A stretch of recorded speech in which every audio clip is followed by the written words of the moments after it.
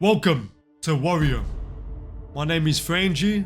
I've been looked up to as a bit of a warrior teacher as of late in the legacy community. And today I want to give you a little introduction, a little showcase into the warrior class and how it plays and some tips to help you out in your extractions. So, if you think you've got the heart of a warrior, let's begin! The warrior is a punishing melee berserker. He has some of the best defensive capabilities in the game with the mace and shield, giving him the best block in the game, as well as some great lockdown and control. The axe, on the other hand, will give you that extra bit of range and that extra bit of damage where the mace may fall short.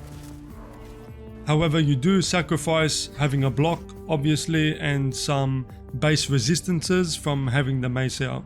The warrior is the only class in the game that can equip two weapons at the same time. So finding a balance between the two and when to weapon swap will become really beneficial to your kit and your playstyle. There is also a death ball which offers some versatility in the fact that it has a 4-pip block, it has some range capabilities, some good burst potential. But for the purpose of this guide, we're mainly gonna cover just the two starting weapons, the mace and the axe. The resource that warriors use is rage. Your base rage sits at around 20 out of 100. Your max rage can be increased either via the tactical mastery trait or by killing elites with the Crescent Reaver axe. Rage can be generated through combat, successful blocks, or class consumables. You can unlock these class consumables via the crafting bench, which should be top priority on what to unlock first at the start of every season. If you have the Juggernaut trait, then that allows you to break priest statues out in the extractions, which will give you a chance to also find class consumables there as well. The spear is a ranged attack which provides you with 20 rage on successful hit. The Warhorn is an on-demand 30 rage. The Iron Fist is a double punch which works well as a block break. The Sickle works as a executioner. It does more damage based on the more wounded damage the opponent has taken. Wounded damage is the grey bar that pushes down your max HP. Let's start with the mace. Left click. The left click is your basic attack. It's a 4-hit swing pattern. It also applies a bleed application. Once that bleed application reaches 100%, it'll hemorrhage, doing 20% max HP damage. Left click, hold. By holding the left mouse button, you charge up a heavy attack on the mace with different intervals. Charge up for a little bit, you turn blue, causing you to become unstoppable, which means you can't be staggered during the attack. Charge up for the full duration and it will turn your attack red. This means that your attack is now unblockable.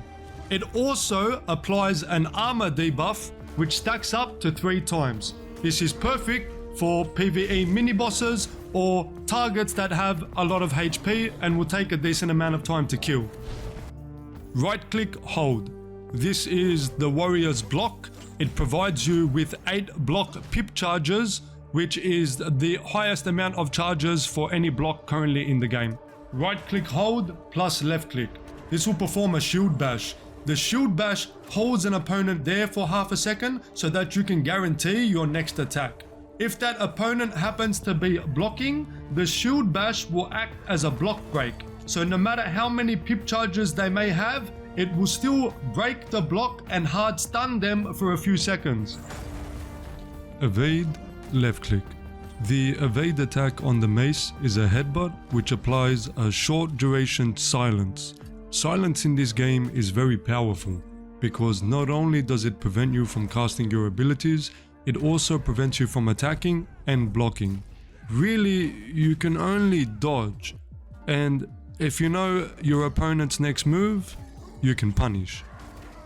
The mace jump attack provides an unstoppable attack which has a short gap close as well as a movement speed debuff on hit.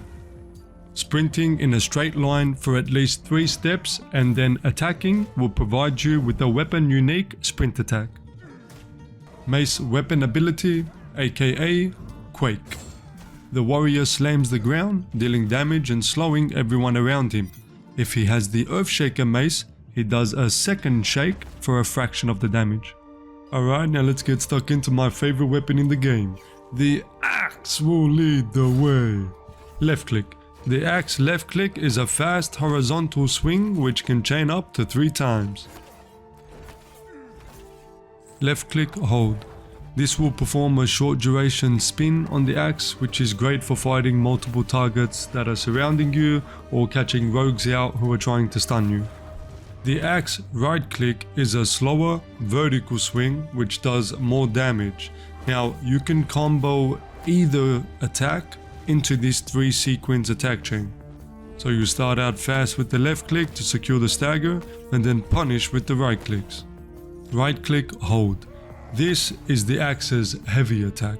Similar to the mace, short duration hold will provide you with unstoppable and full duration hold will provide you with an unblockable attack, which also knocks down the opponent. The axe's evade attack is a super fast horizontal swing that is perfect for staying on top of enemies. The axe jump attack is a great gap closer which provides you with extra range and damage in comparison to the mace. You also have the ability to turn your attack mid-air. Sprint, left click. Just like the mace, sprint in a straight line for at least 3 steps and left click. This will perform your weapon unique sprint attack.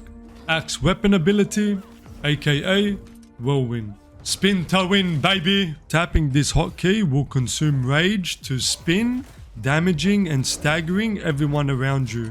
This ability can be held down to continue to consume more rage for a longer spin duration. While spinning, you can't be staggered and Whirlwind also goes through block. Let's talk about Enrage real quick. You can recognize Enrage by the orange glow surrounding the warrior. Enrage will cause you to become immune to any snares, staggers or roots. You can proc Enrage with different abilities. If you have this specific perk unlocked, then Enrage will give you a 10% max HP shield while active. Okay, let's get stuck into the class abilities now, starting with the Iron Grip. This is one of your best catch abilities, especially since it stuns the target after hooking them, so it guarantees your next hit. It can be charged up to increase the range, projectile speed, as well as the stun duration of the grip.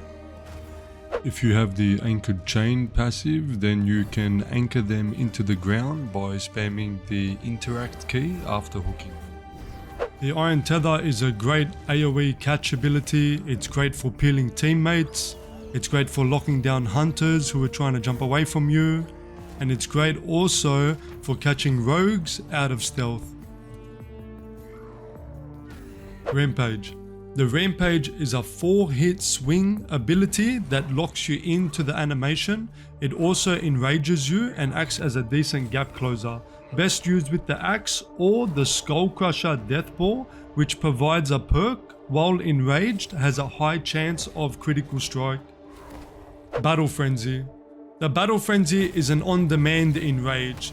It can be cast while you're being staggered, so it's great to turn the tides on trades you may be losing. You can use it to pop out of hunters' traps to chase them down. You can even use it to dodge the roots on phantom daggers and punish rogues. Raging Shout. This is your AoE lockdown ability. Keep in mind it has a very short range on it. It can also be iframed if dodged at the right time.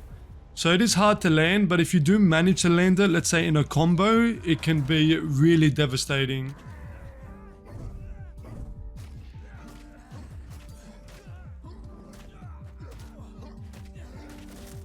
Let's get into the gap closers. So all your gap closers will provide you with enraged after the animation has finished, provided you have the flurry trait.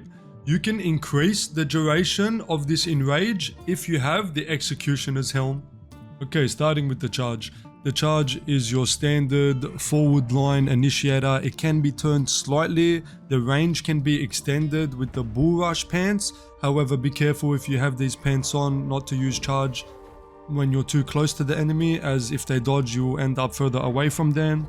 It's one of the best gap closers when versing hunters as well, because you can just run right over their traps and proc them without getting caught in them.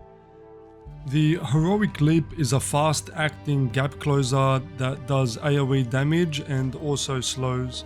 Be careful as it has a pretty slow wind up time, so you can be staggered at the start of the animation. Also, it's very easy to miss if you don't hold the hotkey down and first line up where you're going to land. The warpath just got reworked for season 2, so not much tech has really been discovered with it just yet. It locks you into an auto run, which increases your movement speed, and then on left click provides you with a weapon unique attack that does extra damage. Keep in mind, all your gap closers can be used even if your stamina is exhausted, provided you have rage, so they can make great disengages as well. Next up, combos, tips, tricks. The standard, Iron Grip, into Shield Bash, into Quake. If you don't have enough rage for the Quake, finish with the Spear. If you feel like you've done a significant amount of damage to them already, finish with the Sickle. Spears are really strong against wizards. You can cancel their full charge fireball, you can get the health advantage before initiating, you can even use them to break the relocate spark so they don't pull you back into their burst combo. If you're running the Orgrim's Rage Axe and you manage to land a full charged Iron Grip, you have enough time on the stun duration to combo a full charged right click into a sickle for big damage. If a rogue tries to phantom dagger you while you have your axe out, put him in the blender. Make sure to be turning your shield to block splash damage from, let's say, fireballs to the side of you, or priests trying to pop their stars behind you. Don't worry too much about what the meta is. The game is in early access, abilities, gear, it's constantly changing. My advice to you is analyze the way that you like to play, what your style is, and then adjust your abilities or the perks on your gear to complement your playstyle. The meta has yet to be discovered. You are the meta. Whether it's Mace, whether it's Deathball, with enough practice in the social hub, with enough duels, with enough sparring rounds, you can find a way to make it work. There's even a warrior who dual wields 2 axes at the same time, a dual wielding axe maniac by the name of Arcavian. Shit, time for the maximum cheek clappery. I just want to say a quick thank you to my sensei Chief Potato, who did not let me give up on myself and introduced me to the way of the warrior. A big shout out to the best warriors in the world, Alignment and Barra from Oceania, my brothers, Sparta from China, Muvus from Russia, and the American boys, Arcavian, Lich King Arthas, and Kaysen, whom my style is inspired from. Thank you, my brothers. These warriors paved the way to my tournament victories. There is no better way to grow than to fight warriors better than you, as well as those from the Oceania community that helped me film the video. It's not doing much justice. It's not looking good, guys. It's not looking good, guys. If you have any more questions about the warrior, or you'd like to see some gameplay, you can catch me at twitch.tv/Frangie, where you can find my other social links there as well. Now go forth, warrior, and claim your glory.